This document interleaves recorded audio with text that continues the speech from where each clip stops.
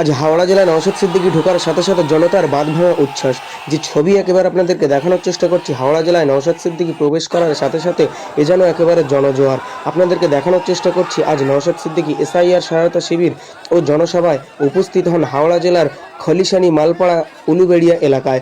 সেখানে একেবারে দেখতে পাচ্ছেন হাজারে হাজারে মানুষ কিন্তু জমায়েত করে। নওশাদ সিদ্দিকী যাওয়ার সাথে সাথে মানুষ একেবারে তার সঙ্গে একবার সাক্ষাতের জন্যে একেবারে কিভাবে নওশাদ সিদ্দিকীকে দেখার জন্য সেখানে ভিড় করেছে সেই ছবি একেবারে আপনাদেরকে দেখানোর চেষ্টা করছি। আজ এই সভা থেকে নওশাদ সিদ্দিকী কী বার্তা দিলেন সেটাও আপনাদেরকে শোনানোর চেষ্টা করব। 2026 বিধানসভা ইলেকশনের ঘোষণা হওয়ার আগে থেকেই নওশাদ সিদ্দিকী বাংলার এক প্রান্ত থেকে অপর প্রান্ত যেখানেই যাচ্ছে মানুষের বাঁধ ভাঙা উচ্ছ্বাস। মানুষ যেন নওশাদ সিদ্দিকী তথা আইএসএফের থেকে এক নতুন দিশা পাচ্ছে, এ ছবি তারই প্রমাণ দেয়। নওশাদ সিদ্দিকী যেন বাংলার প্রতিটা প্রান্তে প্রান্তে একটা করে নওশাদ সিদ্দিকী প্রয়োজন, এই কথা যেন বাংলার মানুষ বলতে চাইছে। সরাসরি আপনাদেরকে সেই ছবি আপনাদেরকে দেখানোর চেষ্টা করছি।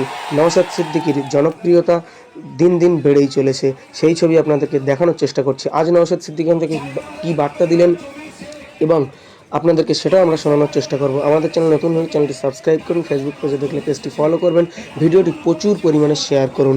একেবারে সরাসরি সেই ছবি এক্সক্লুসিভলি আপনাদেরকে দেখানোর চেষ্টা করছি। নওশাদ সিদ্দিকীর আজ হাওড়া জেলায় দুটি সভা ছিল।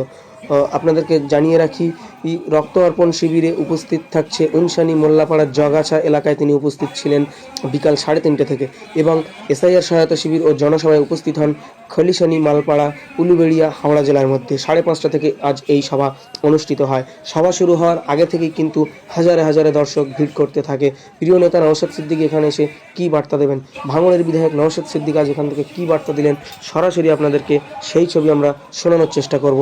সরাসরি আপনারা শুনতে থাকুন।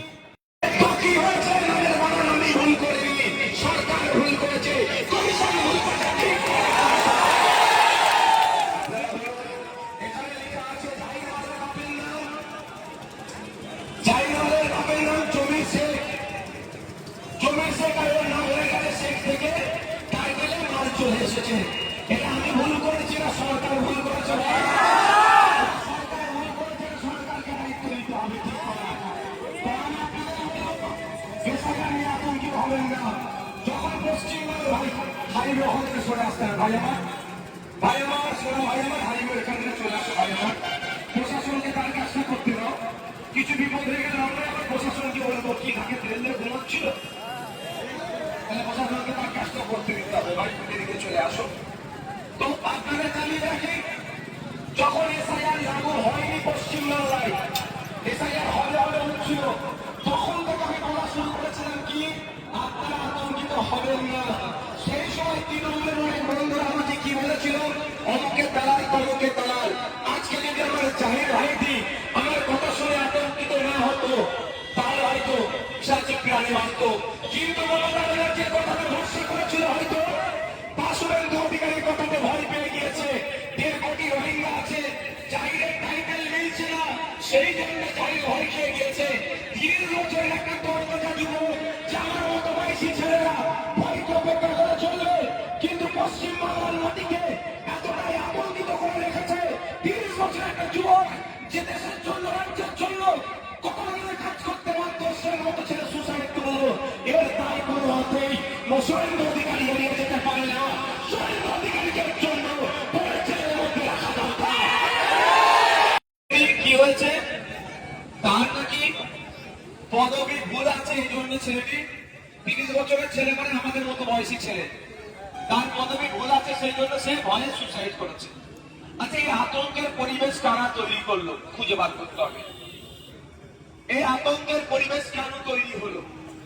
এই বালপাড়ার মানুষেরা যারা আমার বাপের বয়সী মানুষ, তাদেরকে বলবো 2002 সালে আপনারা এসআইআর দেখেননি, তখন তো কেউ সুসাইড করেনি, তখন তো কেউ মারা যায়নি, তখন তো কাউকে আতঙ্কিত করা হয়নি। তাহলে 2025 সালে এসে এসআইআর আতঙ্কে কেন সুসাইড করবে? এই আতঙ্ক ছড়াচ্ছে কে? শুভেন্দু অধিকারী আতঙ্ক ছড়াচ্ছে। শুভেন্দু অধিকারীকে আতঙ্ক ছড়ানোর জন্য কেন মমতা ব্যানার্জিকে পুলিশ গ্রেফতার করেনি, এর জবাব মমতা ব্যানার্জিকেই দিতে হবে।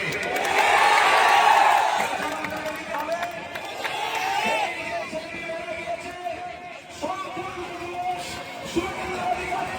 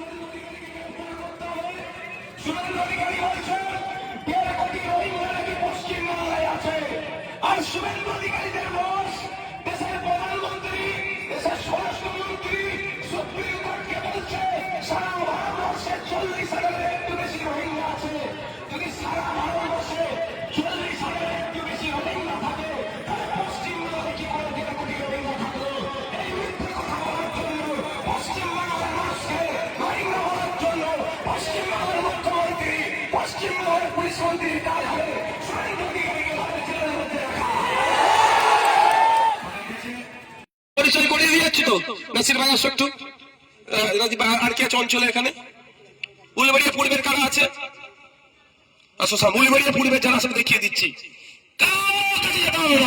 এদের সাথে কথা বলবেন যদি ঘটনাক্রমে কারো নাম আসেনি ওই আমার জাহির ভাইয়ের মতো ভুল কাজ করবেন না আমি অনুরোধ করছি কি করবেন এদের সাথে যোগাযোগ করবেন যে তোদের ভাইজান আমরা শুনে এবার ভিডিওতে অনেকজন শুনছেন তো অনেকজন দেখছে তো অনেকে আসতে পারেনি যদি কারো নাম না আসে যদি এখান থেকে বলবে ভাইজান এসে খলিশানির যার নাম কি মালপাড়াতে এসে বলে গিয়েছে যদি কারো নাম না আসে তার জন্য ভাইজান আইনি লড়াই করবে তো আমার অমুকের নাম আসেনি ধর কাগজের জেরক্স ধর ভাইজানের কাছে পাঠা আপনাদের আর কিচ্ছু করতে হবে না বাকিটা কে বুঝে নেবে আপনাদের ভাই বিশ্বাস করেন তো এই কজন বিশ্বাস করেন যে ভাইজান আমাদেরকে বিপদে ছেড়ে যাবে না এই বিশ্বাসটা হয়তো হাতটা একটু তুলে রাখুন হাতটা তুলে রাখুন এই বিশ্বাসটা করেন তো ভাইজান আপনাদের বিপদে ছেড়ে যাবে না এই বিশ্বাসটা করেন তো কথা দিয়ে যাচ্ছি শুভেন্দু অধিকারী মমতা ব্যানার্জি মিলে একটা বৈধ ভোটারের নাম কাটতে পারবে না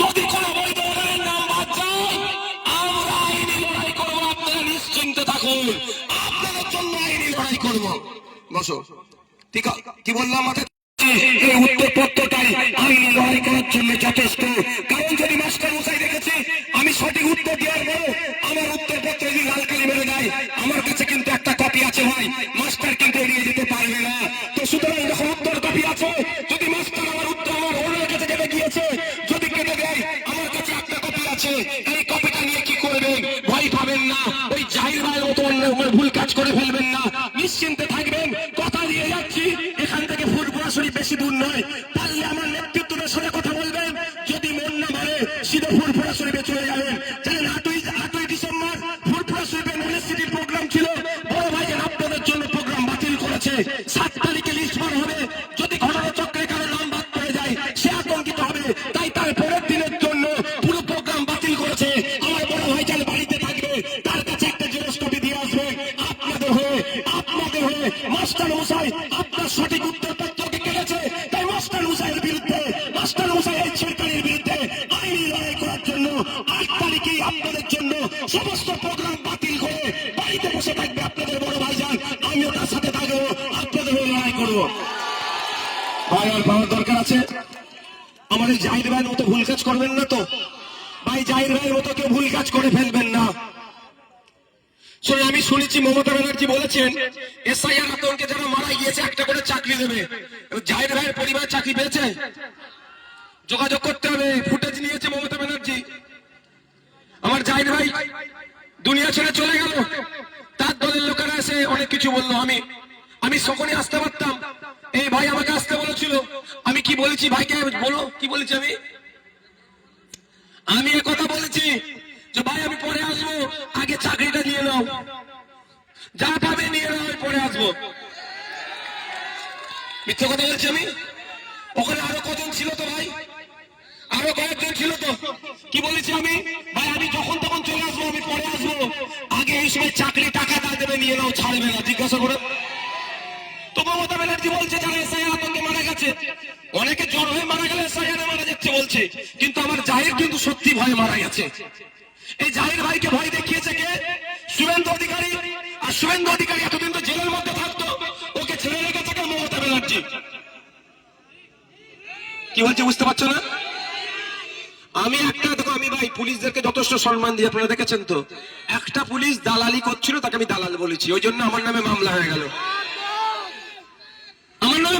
আমি দালাল বলেছি আর কলকাতা পুলিশের সিপি স্যার তাকে অকথ্য ভাষায় শুভেন্দু অধিকারী গালিগালাজ করলে একটা মামলা হলো না ব্যাপারটা বুঝতে হবে আপনাদেরকে ডাল মে কুছ কালা হ্যায় পর্দার বাইরে দোস্ত কুস্তি আর পর্দার আড়ালে দোস্তি ও নেই চলেগা ওটা চলবে বন্ধ করতে হবে তাই আপনাদের কি বললাম আপনাদের নাম আসবে আমরা আশা করব নাম আসবে আশা করব যদি না নাম আসে কোশ্চেনিসে ভয় পাবেন না কি বললাম ভয় পাওয়ার দরকার নাই আপনাদের খালি নেতৃত্ব ওই অঞ্চলের ভাইটা আসো তো ভাই আছি ভোট দেবেন না দেবেন আপনাদের ব্যাপার এটাও বলে যাচ্ছি ঘটনা চক্রে যদি উলবেড়িয়া পূর্ব কেন্দ্রের কোন একজন তৃণমূলের বন্ধুর নাম আসেনি তাকেও আপনারা বার্তা দিবেন যে ভাইজান এসে বলে গেছে তোর হোক ভাইজান লড়াই করবে।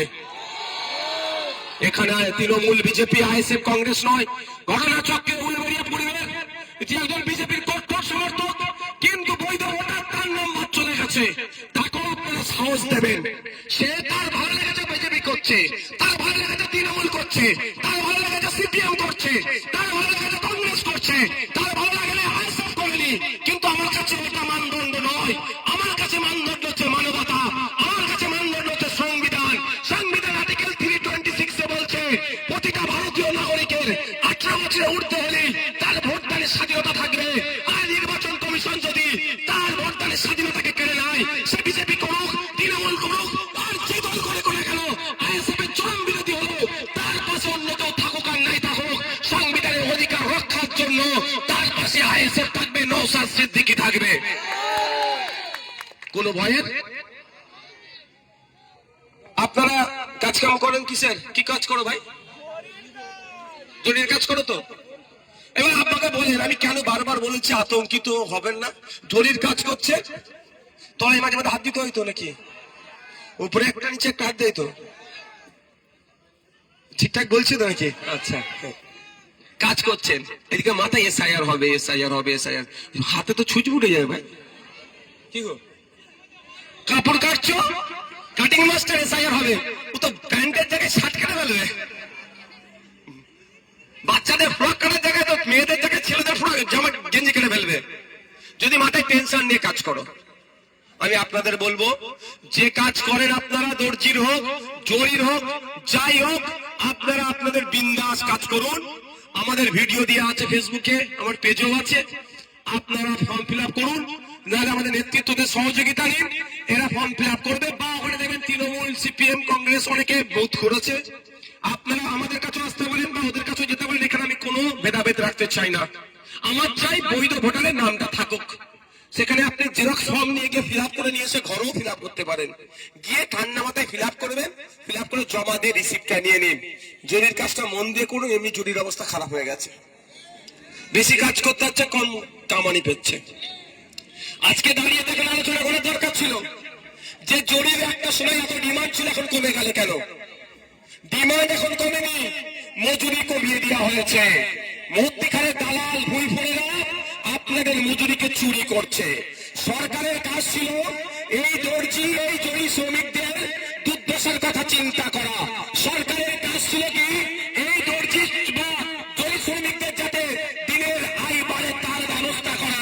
সরকারের কাজ কি ছিল? আন্তর্জাতিক স্তরে এখান থেকে এই দর্জির বা জরির কাজ ডাইরেক্ট যাতে যেতে পারে তার ব্যবস্থা করা। তার পরিবর্তে সরকার আপনাকে কি করছে? এসআইআর লাইনে লাগিয়ে দিচ্ছে।